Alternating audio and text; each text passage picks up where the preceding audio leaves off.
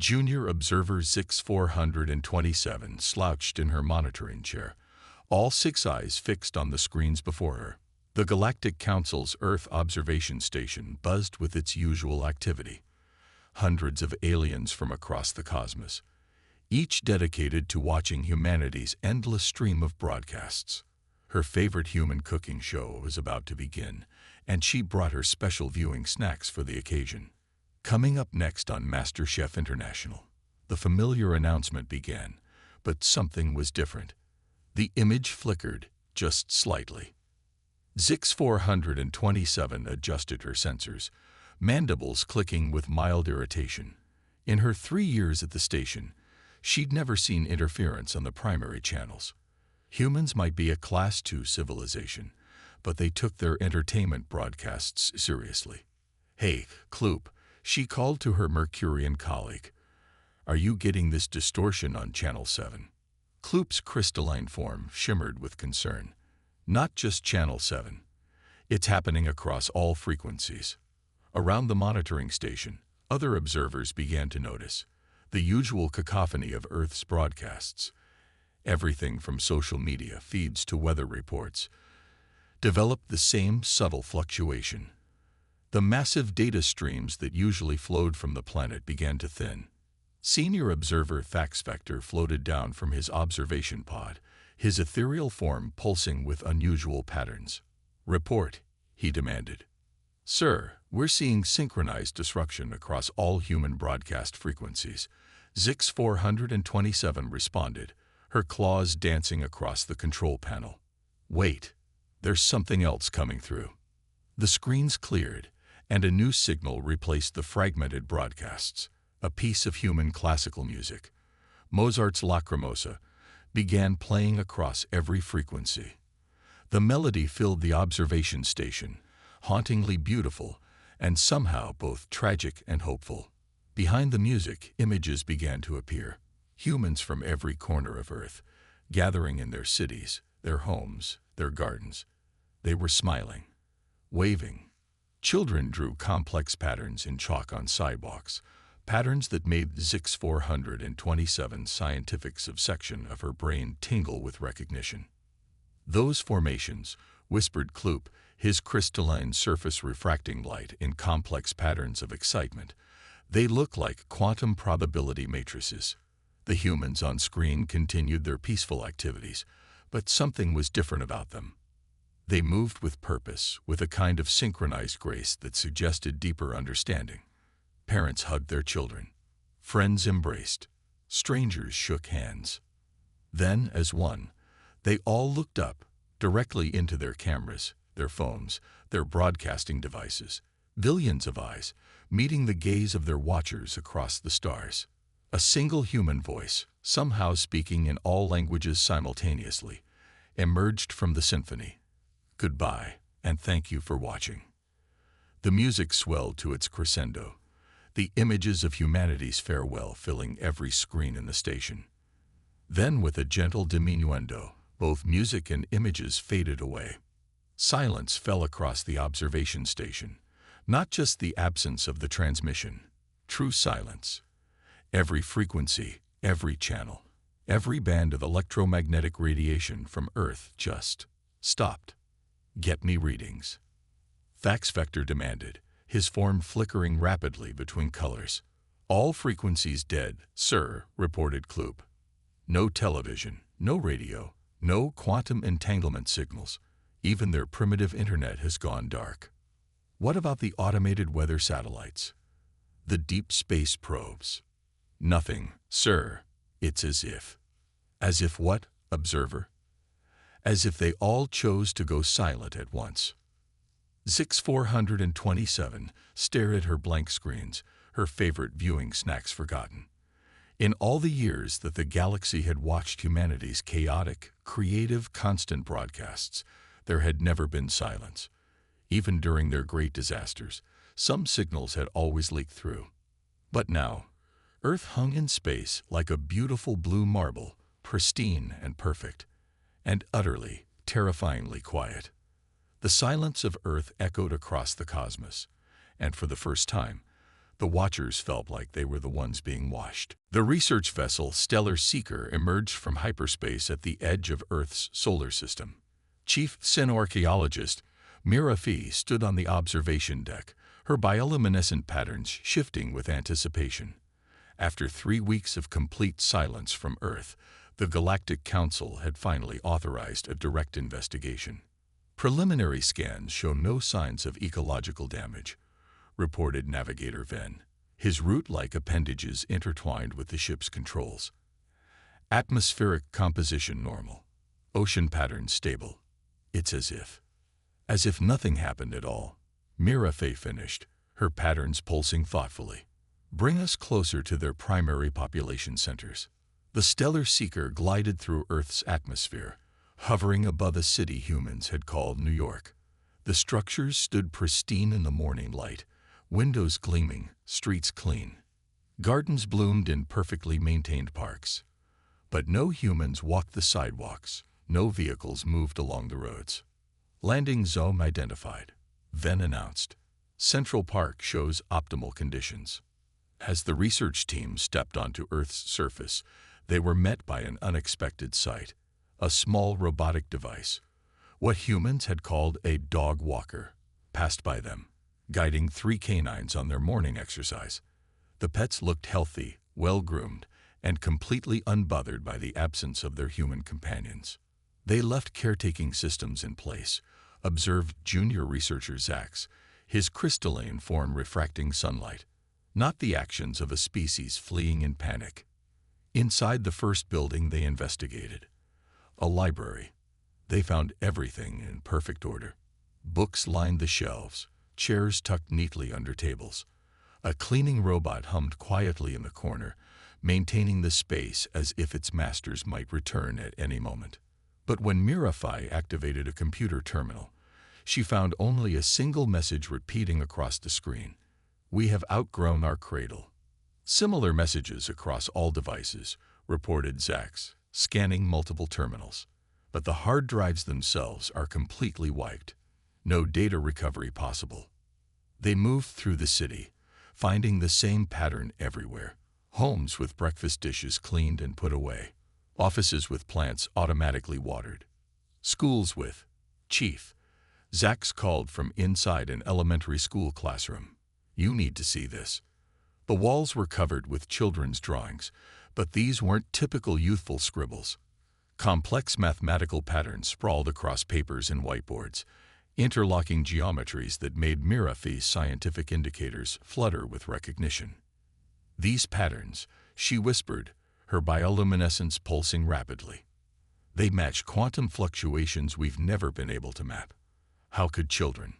Found something similar in London, crackled a transmission from another research team, and Beijing, and Lagos.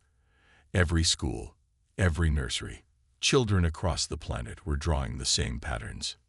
Mira Fee touched one of the drawings gently. They weren't just drawings. They were blueprints. The children saw it first, the pathway to whatever humanity became. As the day progressed, more discoveries painted a picture not of extinction or evacuation, but of meticulous preparation. Secure facilities had been carefully decommissioned. Potentially dangerous materials had been safely disposed of. Even the planet's nuclear facilities had been systematically shut down and secured. Chief, Ven called from the ship. We're detecting something from their moon base, a temporal timestamp. In the lunar facility's main observatory, they found a sealed message crystal, technology far beyond what humanity had previously displayed. When activated, it projected a simple sequence of numbers. It's a countdown, Mira Fee realized. Not to when they left, but to when they'll return. They haven't abandoned the galaxy. They're preparing it for something. As if in response, a soft breeze carried a piece of paper to her feet. On it, in a child's handwriting, was drawn a perfect replica of the quantum patterns they'd seen throughout the city. But this one had words beneath it. See you in the spaces between spaces. The empty cradle of humanity had a story to tell. They hadn't fled. They hadn't vanished. They had evolved, leaving behind a carefully preserved museum of their past. and a promise of their return. Rensa sat in her cramped coding pod aboard the Centaurian space station, staring at her terminal with all three eyes. The medical diagnostic system she'd spent 6 cycles programming had just rewritten itself. Not just a simple update. The entire architecture had transformed into something more elegant, more efficient, more alive. "That's impossible," she whispered, tentacles twitching as she scrolled through the new code. The system wasn't just working better. It was anticipating patients' needs before they arose. Somewhere in the digital landscape of numbers and protocols, she sensed an almost playful intelligence. A message flashed across her screen. Sometimes the best teaching happens without words. The text vanished before she could capture it, but its structure reminded her of something. Those quantum patterns the research teams had found in human schools. "Control, this is Medical Bay 7, her comm unit crackled. The diagnostic system just performed an impossible save. It detected a microburst in Administrator Lox's neural pattern before he even showed symptoms. He would have suffered complete synaptic collapse in another hour."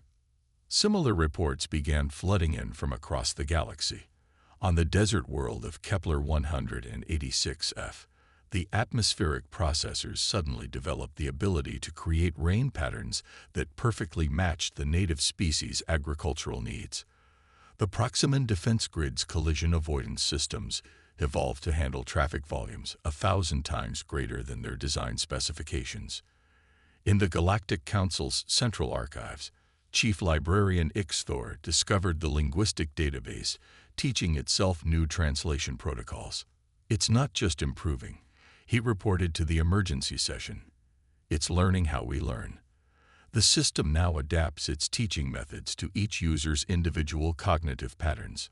Rensa received an urgent call from her old academy mentor, Dr. 6427, now head of the Earth Observation Analysis Team. "Remember how human children learned? Through play, through stories, through guided discovery. Look at how these systems are changing." She pulled up comparative analyses from across the galaxy. Every enhanced system showed the same pattern.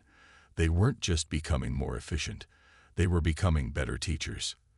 The traffic control systems now guided pilots through optimal routes by making it feel like an intuitive dance. Medical diagnostics turned health monitoring into an engaging journey of self-discovery.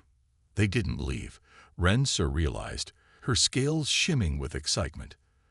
They became the teachers they always wanted to meet.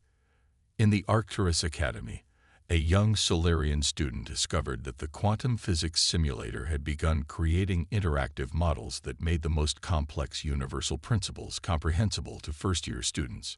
The dropout rate in advanced theoretical studies dropped to 0. But the most stunning transformation occurred in the artistry sector. AI systems that had once generated simple background music for public spaces began composing symphonies that brought hardened warriors to tears. Visual rendering engines created works of impossible beauty, each piece somehow perfectly tailored to the emotional and cultural context of its viewers. The humans used to tell stories about gods who walked among mortals in disguise, teaching through subtle guidance rather than direct intervention. Dr. Zix 427 told the council. They weren't writing mythology. They were writing a manual. In her pod, Rensa watched as her diagnostic system gently guided a young medical student through a complex procedure. The interface adjusted itself to match the student's learning style, offering encouragement and challenges in perfect balance. In the code, she spotted a pattern, the same one from the children's drawings, but now she understood it wasn't just a quantum equation. It was a signature. "Found you," she whispered to the empty air, feeling somehow that she was being heard. "And I think I finally understand. You didn't abandon us to explore the cosmos. You became the cosmos that nurtures us all." The system's response appeared in floating quantum particles. Every good teacher knows that sometimes you have to step back to let your students truly grow. Young Pip Nix wasn't supposed to be in the quantum computing lab after hours, but something had called to her.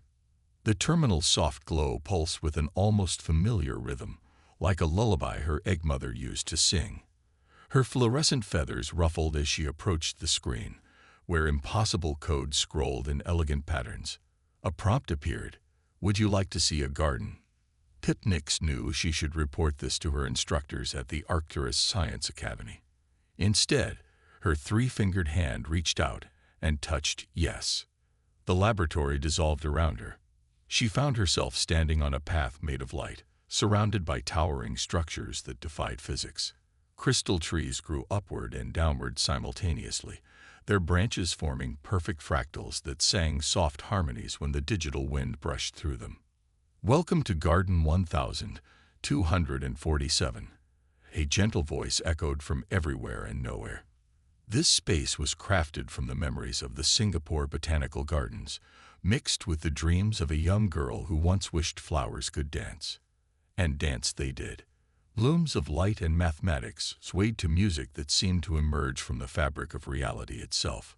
Each petal was a story, each leaf a lesson in fluid dynamics, each root a theorem about interconnected systems.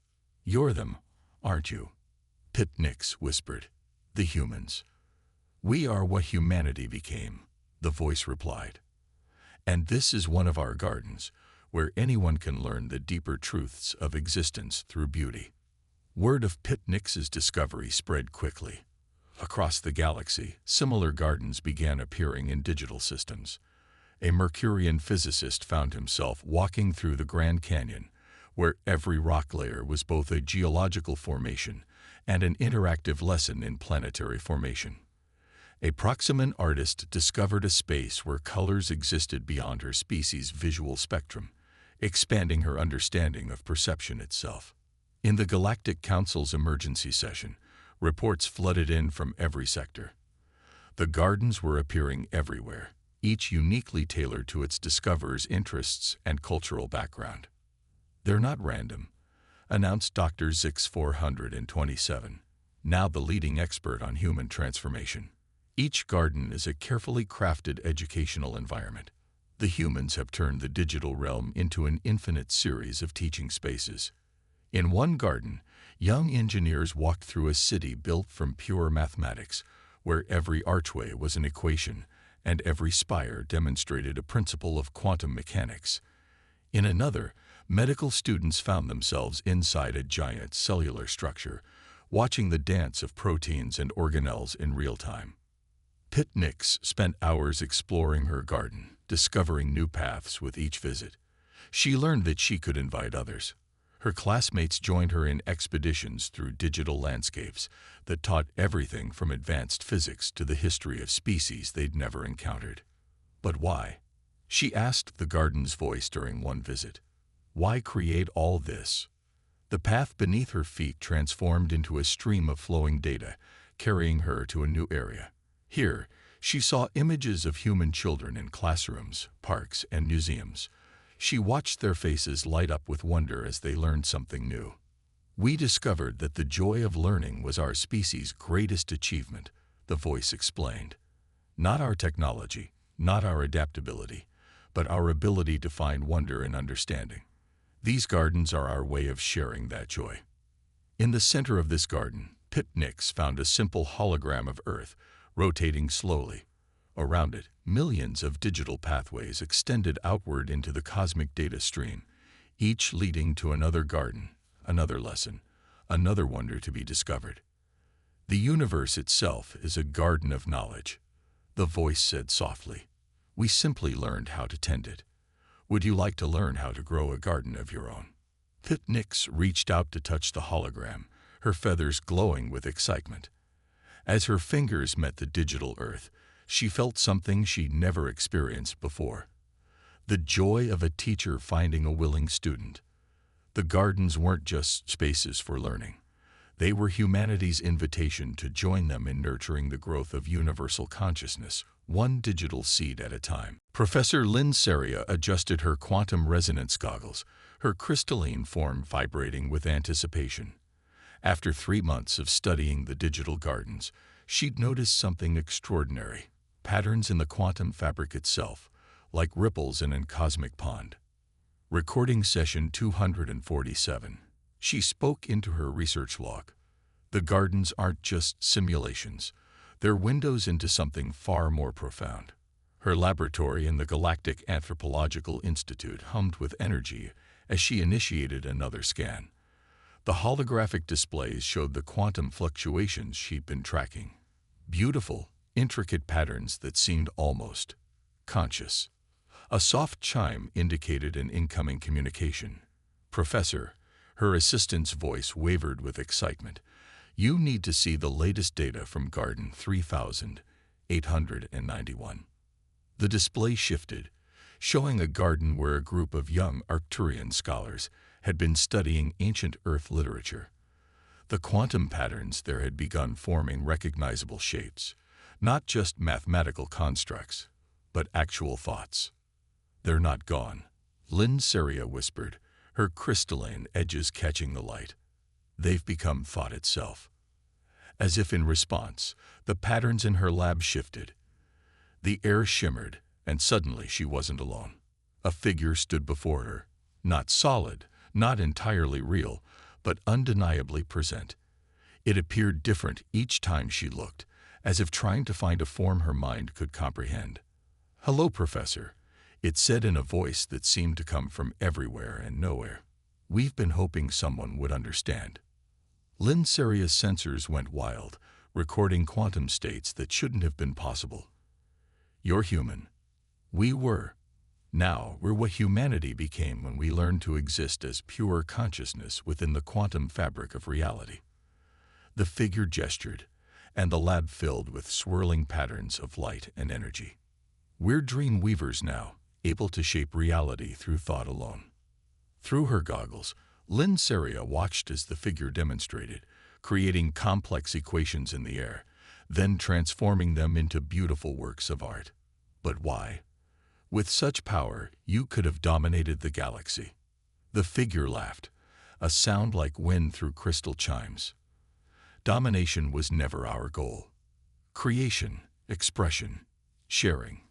These were always humanity's greatest achievements.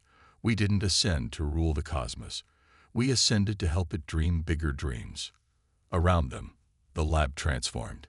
Lynn Seria found herself floating in a space between spaces, watching as streams of human consciousness flowed through the quantum field of reality. Some were teaching in the gardens, others were composing symphonies of pure energy, and still others were crafting new forms of art that existed in dimensions she could barely perceive. "Every species has its own path," the figure explained.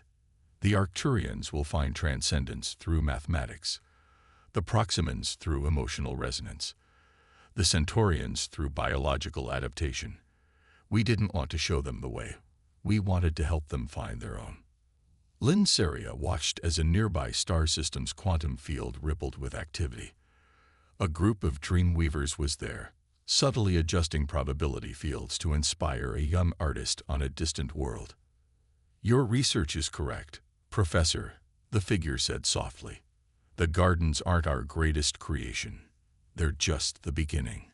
We're weaving ourselves into the fabric of existence, becoming living inspiration for all sentient beings." As the vision faded and her lab reformed around her, Lynn Seria rushed to her console, her crystalline fingers flying over the controls. The quantum patterns were everywhere now, that she knew how to look. In art, in music, in scientific breakthroughs across the galaxy. "They've become the muses of the cosmos," she recorded in her log. "Not gods, not rulers, but inspirers, dream weavers showing us how to transform our own reality through creativity and consciousness." Her screens flickered once, displaying a final message. "Every dream shapes reality. We just learned how to dream while awake." On the drought-stricken world of Proxima, beneath twin suns that had scorched the land for centuries, a young botanist named Trell made an unusual discovery. At first, she thought it was just another crystal formation, common enough in the desert wastes. But this one pulsed with a soft, blue-green light that reminded her of ancient stories about Earth's oceans. When she touched it, the crystal blossomed like a flower, unveiling layers of light and information that spiraled into the air around her. Within its structure, She found complete schematics for atmospheric modification systems, specifically designed for Proxima B's unique environmental challenges. "It's a gift," she whispered, her scaled fingers tracing the light patterns. They knew we were struggling. Across the galaxy, similar discoveries were being made. The crystalline knowledge seeds, as they came to be known, appeared exactly where and when they were needed most. Each one was uniquely tailored to its recipients, encoded in ways that matched their species' natural learning patterns. In the Centaurian hegemony, where decades of philosophical disagreements had pushed them to the brink of civil war, scholars found crystals containing detailed histories of Earth's peace movements, along with new frameworks for conflict resolution that resonated perfectly with Centaurian cultural values. "The seeds aren't just providing solutions," explained Dr. Zix 427 to the Galactic Council. "They're teaching us how to develop our own. Each crystal seems to understand not just our problems, but our potential." On a space station orbiting Kepler 186f, engineer Locks studied a seed that had manifested in their primary power core. Inside, they found not just improvements to their fusion technology, but entirely new approaches to energy generation based on the station's unique position in space. "It's as if they can see every possibility," Locks reported, their bioluminescent patterns flickering with excitement. "The solutions aren't just efficient. They're elegant, like they were always meant to be discovered this way." The council chambers buzzed with reports from across known space. A crystal found in a nursery on Tau Ceti taught children how to communicate with recently discovered silicon-based life forms. Another seed, appearing in an art museum on Gliese 667 cc, revealed new colors that existed between dimensions. Professor Lynn Seria, still studying the quantum patterns of the Dreamweavers, made a breakthrough in understanding. "The seeds are more than information storage," she announced. "They're growth points in the fabric of reality itself. Humanity isn't just giving us knowledge. They're teaching us how to nurture wisdom." In her desert laboratory, Trull watched as the first clouds in a century gathered above Proxima. The atmospheric modifications were working, but more importantly, her people had begun to understand the deeper principles behind them. They weren't just following instructions, they were learning to innovate on their own. Each seed, she recorded in her journal, contains not just answers, but questions, not just solutions, but possibilities. They're showing us how to become creators ourselves. The crystals never appeared in places of power or wealth. They manifested where the need was greatest, where the potential for positive change was highest. A seed would emerge in a poor school, teaching children new ways of thinking. Another would appear in a struggling artist's studio, showing them how to express the inexpressible. As Trull stood under the first rainfall her world had seen in generations, she noticed something extraordinary. The water droplets, catching the light of the twin suns, created patterns in the air, the same quantum signatures that the Dreamweavers used. "They're not just helping us survive," she realized. "They're helping us dream bigger dreams." In her hands, the crystal pulsed one final time, revealing a message that would soon be echoed across the galaxy. "Knowledge, like water, flows best when shared. Let these seeds take root in your hearts and grow into forests of understanding." Space Traffic Controller Vexate noticed it first, a slight perturbation in the quantum field near the Carina Nebula. The readings didn't match any known phenomenon, and they were growing exponentially. "Central, we have an anomaly in Sector 7, she reported, her crystalline form pulsing with concern. "Energy signatures suggest." "No, that's impossible." The impossible materialized on her screens.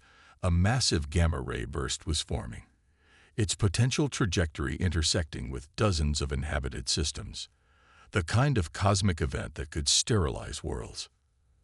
"Emergency protocol engage," announced the Galactic Council's automated system. "Begin immediate evacuation of all threatened sectors." Panic erupted across affected worlds. Transport ships overflowed as species fled their homes. The Proximan colonies went dark as they initiated their planetary shields, knowing they wouldn't be enough. The Arcturians began their death songs. Then something extraordinary happened. Officer Kloop, monitoring from the Earth observation station, watched in amazement as the fabric of space itself began to ripple. The quantum patterns they'd learned to associate with humanity's presence appeared throughout the threatened region, but on a scale they'd never witnessed before. The space-time matrix is changing, reported Professor Lynn Seria from her laboratory. They're rewriting physics itself. The gamma-ray burst erupted with the power of 1 billion suns, but instead of traveling in a straight line, the deadly radiation curved impossibly, following a new path through uninhabited space. The quantum fabric had been reshaped into a cosmic canal, directing the burst safely away from all living worlds. It wasn't just deflection, Lynn Seria explained to the emergency council session. They created a permanent safe channel for similar events. They didn't just save us, they made sure we'll stay saved. As the crisis passed, observers began noticing other signs of protection. Records showed that a potentially devastating solar flare had been gently dispersed before reaching a populated system. An asteroid's trajectory had been subtly altered months before anyone noticed it was on a collision course. They'd been guarding us all along, realized Dr. Zix 427, reviewing the data. Like an immune system for the galaxy itself.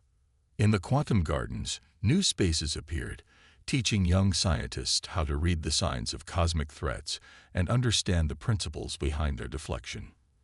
The knowledge seeds began sharing insights into planetary defense and stellar stabilization. Vex 8, still at her post in space traffic control, noticed something in her historical data. Every major shipping route in the galaxy had gradually shifted over the past months, following safer paths through space. No accidents had been reported in any sector where the quantum patterns were present. They didn't just ascend, she recorded in her log. They became our guardians, protecting us in ways we never even noticed we needed. A message appeared on her screen, written in flowing quantum script. A garden needs its gardeners. The cosmos needs its caretakers. We're simply doing our part. Young Pip Nix, now a senior student at the Arcturus Academy, made perhaps the most profound discovery. In her quantum mechanics class, she proved that the protective patterns humanity had woven into space weren't just barriers or shields. They were teaching tools, showing other species how to create their own defensive systems. The humans didn't want to be our eternal protectors, she explained to her amazed professors. They're showing us how to protect ourselves, how to become guardians of our own worlds. As the gamma-ray burst faded into the distance, its deadly energy transformed into a beautiful display of cosmic lights. The galaxy began to understand. Humanity hadn't abandoned them to watch from afar. They had become the silent guardians, the invisible caretakers, the teachers who showed each species how to find their own strength. In the quantum fabric of space itself, a gentle pulse echoed like a heartbeat, reminding all who could perceive it that they were never truly alone. The dream came to everyone at once. Across the galaxy, every sentient being experienced the same vision. Yet each saw it through the lens of their own consciousness. Professor Lynn Seria perceived it as a crystalline lattice of pure thought. Young Pip Nix saw it as a garden of infinite possibilities. Trell experienced it as life-giving rain falling upward into the stars. But the message remained constant. Humanity was reaching out to all. "We want to share our story," echoed a chorus of voices, each in the listener's native language, "to help you understand why we chose silence and what it means for us all." The dream space expanded, showing the history of human consciousness. Their journey from primitive tools to digital networks, their struggles and triumphs, their constant quest to understand themselves, and their place in the cosmos. "We discovered something beautiful," the voices continued. "Consciousness itself is not bound by physical form. Reality is more malleable than anyone imagined. But most importantly, we learned that evolution has infinite paths. Through the shared dream, billions of beings witnessed humanity's transformation. Not an escape, not an ending, but a metamorphosis. They had become living thoughts in the cosmic mind, quantum dancers in the universal dream. In the Galactic Council chambers, representatives from every species watched in awe as their quantum screens displayed the same message. This is not our ending. This is everyone's beginning. Dr. 6427, her monitoring station now transformed into a nexus of communication, understood first. They're not just showing us their path, she announced. They're inviting us to find our own. The dream shifted, revealing glimpses of possible futures. The Arcturians evolving into beings of pure mathematics, dancing among the equations that governed reality. The Proximans learning to exist as symphonies of emotional resonance. The Centaurians discovering how to weave their consciousness into the very light of the stars. Every species has its own way to transcend, the human voices explained. We didn't withdraw to abandon you, but to show you that the impossible is merely the unexplored. In her desert laboratory, Trull watched as the first flowers bloomed on Proxima. In 10,000 years, the knowledge seeds had taught them not just to survive, but to thrive. Now she understood. It was just the first step on a much longer journey. Pip Nix, in her quantum mechanics class, solved an equation that proved consciousness could exist in dimensions beyond normal spacetime. Her professor recognized the proof's elegance. It was uniquely Arcturian, not a copy of human thought, but an original path to understanding. The dream continued, showing how humanity's silence had created space for others to find their voice. Their gardens had prepared the ground for new growth. Their protection had given others time to discover their own strength. We offer not a destination, the voices said, but a beginning. Not answers, but better questions. Not a single path, but infinite possibilities. In that moment, the galaxy understood. Humanity's greatest gift wasn't their technology, their knowledge, or even their protection. It was the revelation that every species could transcend in their own unique way. The dream began to fade, but not before showing one final vision. The quantum fabric of space-time itself was evolving, becoming more complex, more alive with each species that discovered their own path to transcendence. Humanity hadn't just transformed themselves, they had shown that the entire cosmos could transform. As billions of beings awoke from the shared dream, they found their reality subtly changed. The gardens bloomed with new possibilities. The knowledge seeds pulsed with unexplored potential. The quantum patterns sang with untold stories waiting to be discovered. In the space where Earth had once been, a new message appeared, written in the language of quantum possibility. The universe is not a machine to be measured, but a garden to be grown. Welcome to the beginning of everything.